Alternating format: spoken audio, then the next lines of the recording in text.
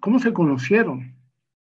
¿De cuánto tiempo hay atrás de su relación? Bueno, mira, yo conozco a Keiko por una novela gráfica que se llama, El taxista llama dos veces, una novela gráfica excepcional con un guión de Antonio García y de Juan Carlos Rodríguez. Y yo vi esa novela gráfica y me pareció increíble la visión de ciudad que había ahí. Me pareció sorprendente, era muy parecida a la ciudad gótica que yo seguía buscando de libro en libro, y había una empatía muy rara, se cumplían unos años de haber hecho Satanás, ya había una película cuyo protagonista recordarás que es un actor mexicano que es Damián Alcázar, y teníamos muchos deseos con mi editor de hacer una novela gráfica, y apenas vimos El taxista llama dos veces, dijimos tenemos que contactar a Keiko Lano. ¿Y cómo ha sido el desarrollo de este trabajo, tanto en El último día sobre la Tierra como en Kaopolis? ¿Cómo ha fluido y cómo ha sido el trabajo entre los dos? Pues mira, Héctor, la verdad es que yo con Keiko tenemos una forma de trabajar muy extraña, muy rara. Hay un guión inicial, pero ese guión Keiko lo modifica creativamente. Hay unas conversaciones, hay unos preliminares. Yo voy preguntándole a Keiko, le voy contando todo lo que vengo investigando y cómo voy elaborando esos primeros guiones.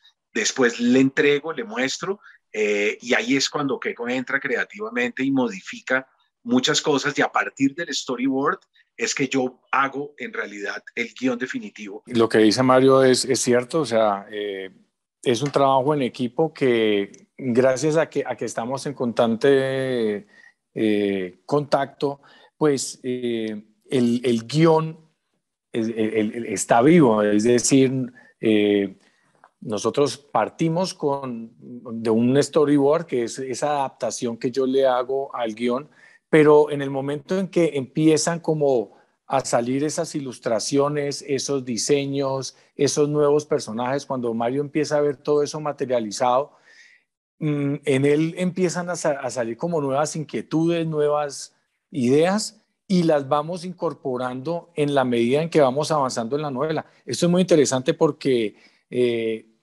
nos lleva como a resultados a veces mucho más ambiciosos, más inesperados de lo que teníamos previsto en principio. La verdad es que El último día sobre la Tierra tiene unos ilustradores invitados. Ujú. Entonces, Keiko armó un equipo de trabajo, Keiko armó un grupo, un colectivo gráfico, y la trilogía la trabajamos, las tres novelas gráficas las estamos trabajando solamente en este momento, Heidi Muscus, Keiko y yo. ¿Qué tan empática ha sido su visión apocalíptica de las historias? Creo que compartimos con Keiko una visión muy similar. Esto hubiera sido imposible con un ilustrador que tuviera una visión del mundo distinta o que tuviera una visión utópica, ¿no? Yo creo que nosotros compartimos una visión distópica. Nosotros sabemos que todo va empeorando y que esa idea del progreso del siglo XIX, de creer que porque la tecnología va avanzando, nosotros vamos progresando, eso se desploma con la Segunda Guerra Mundial, eso termina en Auschwitz, en Treblinka, eso termina con el bombardeo de Hiroshima y Nagasaki, ¿no? La idea de una ciencia al servicio de es completamente falso. Eso termina con 1000 grados centígrados en la construcción de la bomba atómica. Entonces yo creo que desde entonces nosotros estamos en una regresión, desde entonces la humanidad viene desplomándose de mala manera, el cambio climático es demoledor, la capa de ozono, masacramos, contaminamos, hemos exterminado a una cantidad de especies, no hay un sitio del planeta hoy en día que esté limpio, y ese animal, ese depredador que ha sido el Homo sapiens, desde el comienzo se comportó de esa manera. El sapiens extermina primero a los demás homínidos, extermina al Homo floresiensis, a los Australopithecus, extermina a los neandertales, y esta historia ha sido nefasta y al final lo único que le queda es exterminarse a sí mismo. Entonces es un animal bastante destructivo.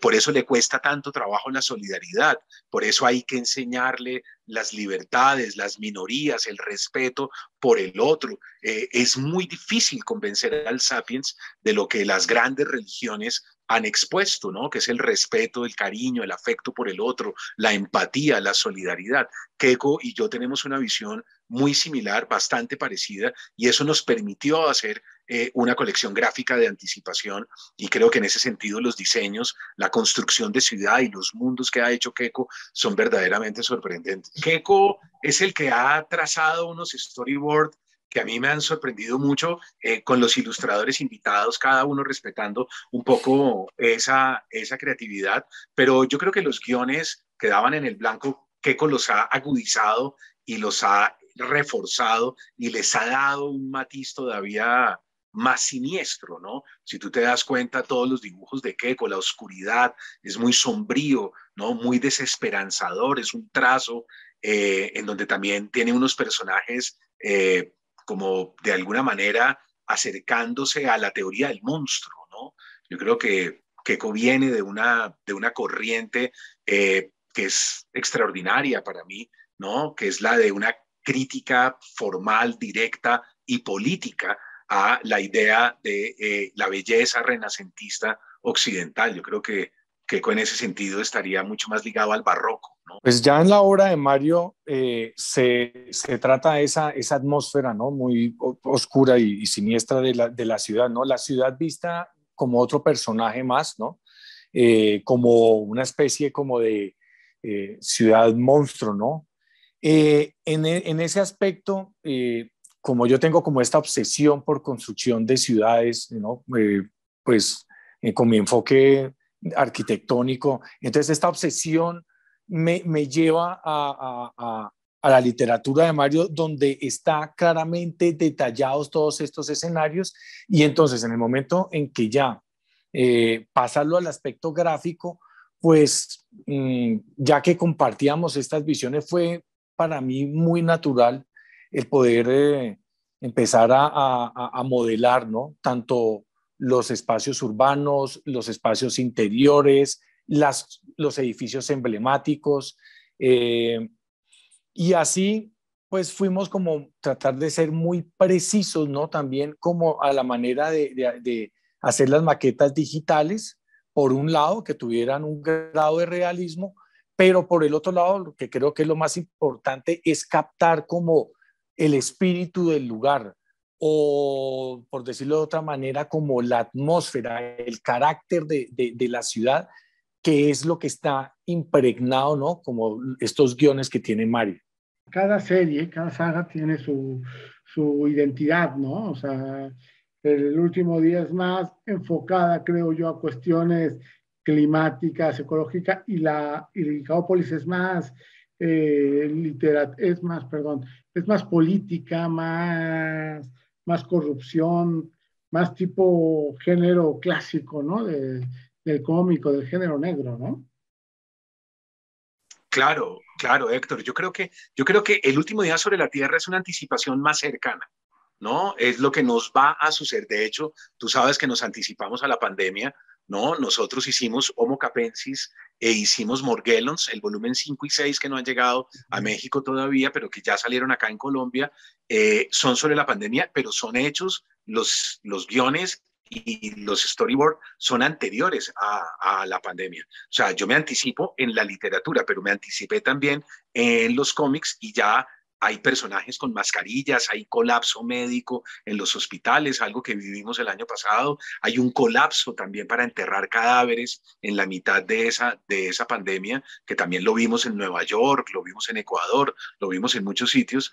Entonces dimos en el blanco ahí, casi que la realidad se aceleró de tal manera que vamos casi que en presente, o sea, vamos creando y va sucediendo lo que vamos diciendo dentro del último día sobre la Tierra.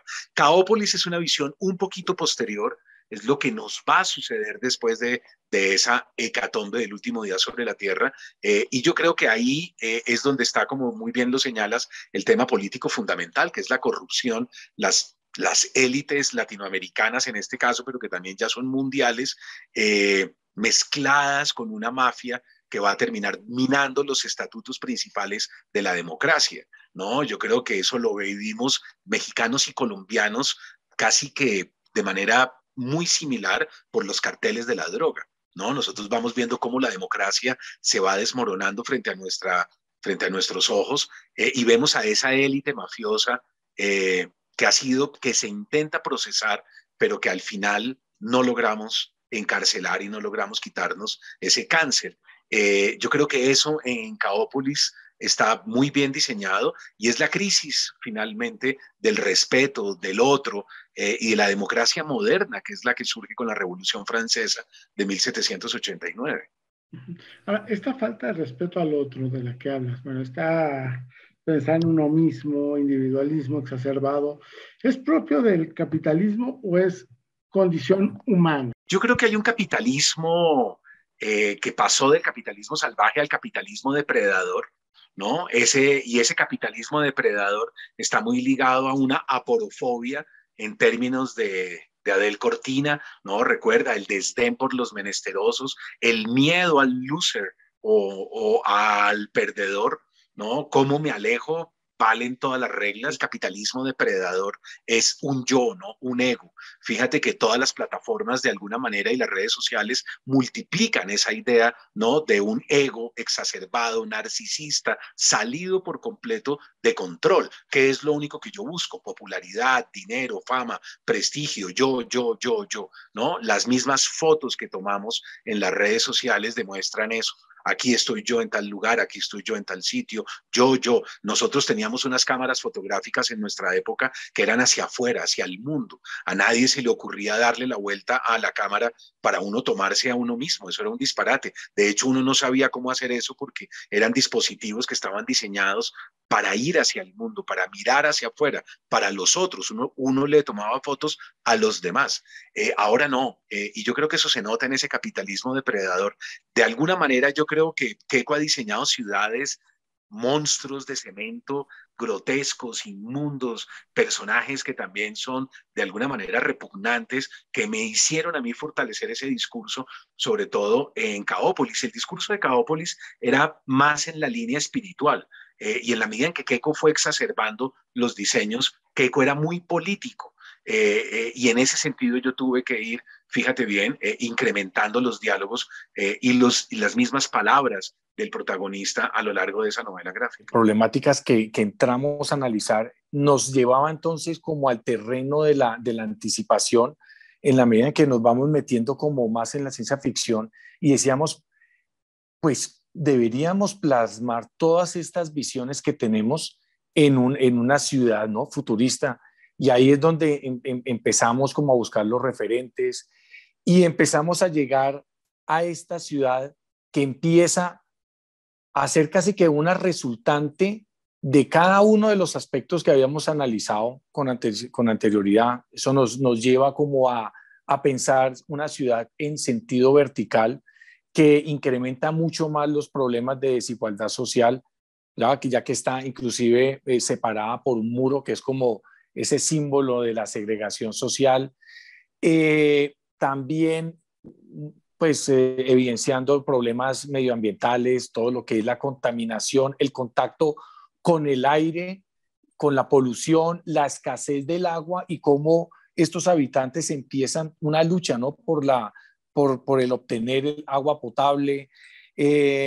Problemas también sobre el régimen autoritario, todo lo que se da a través de la política corrupta y cómo empiezan a reprimir este movimiento de resistencia que se empieza a gestar en los distritos inferiores.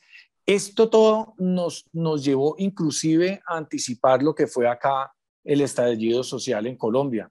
Cuando nosotros empezamos como a ir a las marchas y empezamos a ver todas estas imágenes de represión violenta, pues de hecho estas imágenes ya estaban en Caópolis. Nos vimos como inmersos, ¿no? Como si fuéramos unos personajes de nuestras mismas historias. ¿Qué posibilidades se encuentran de comunicación en la novela, en la narrativa gráfica? Porque bueno, en América Latina creo que atraviesa un buen momento, grandes editoriales están publicando en ediciones muy vistosas como las de ustedes, con buen papel, con muy cuidado, cosa que a lo mejor antes no se hacía por costos, etcétera, pero la narrativa gráfica está funcionando muy bien. ¿Cómo lo ven ustedes? ¿Qué momento estamos? Y también, ¿qué impacto tiene en jóvenes? Yo creo que estamos en un momento muy importante en cuanto a que se ha empezado a generar el interés por la novela gráfica, cosa que antes se veía como una manifestación artística menor o podría decir como casi que resultante. Aquí lo interesante es que la gente ha empezado a entender que es una manifestación artística donde se involucran el arte, el cine, la literatura. Entonces, esto fortalece muchísimo lo que es la libertad creativa y los potenciales, ¿no?, que uno puede tener para contar una historia, para narrarla, que al fin de cuentas es lo verdaderamente importante, ¿no? La capacidad de narrar estas historias. Aquí en Colombia, muchos de los lectores que únicamente se centraban en lo que era la obra literaria, ahora empiezan a interesarse por la parte gráfica y creo que esto pues se está dando, ¿no?, también a nivel Latinoamérica. Creo que en México también van en la misma línea. Yo diría finalmente algo muy parecido a lo que acaba de decir Keiko. Subrayaría algo y es que se necesitan para mí 3 puntos, ¿no? Uno es guionistas profesionales, guionistas que tengan de alguna manera un mundo propio, unas historias particulares, una visión del mundo que uno reconozca y que uno diga, uno puede estar de acuerdo o no con esa visión del mundo, pero que sea una visión del mundo particular, que ilumine, ¿no?, nuestro tiempo, la condición humana. Eso es fundamental. Por el otro lado, un ilustrador o un equipo de ilustradores profesionales, dedicados de tiempo completo, gente muy concentrada en su trabajo. Esos 2 pilares son fundamentales y hay un tercero, ¿no? Los sellos editoriales, que entren las editoriales y apuesten por esos proyectos, que entiendan que es una corriente muy importante del arte contemporáneo, lo que se llama el noveno arte, ¿no? Y que América Latina puede expresarse a partir de ese noveno arte y puede dar en el blanco de los horrores que nos están sucediendo y de los peligros que también estamos corriendo con la pérdida de nuestras democracias. Entonces, yo creo que si hay eso, buenos guionistas profesionales, buenos ilustradores profesionales y sellos profesionales también apostando a esos proyectos, invirtiendo en ellos, yo creo que vamos a tener una corriente muy sólida y de pronto los lectores se van a sorprender.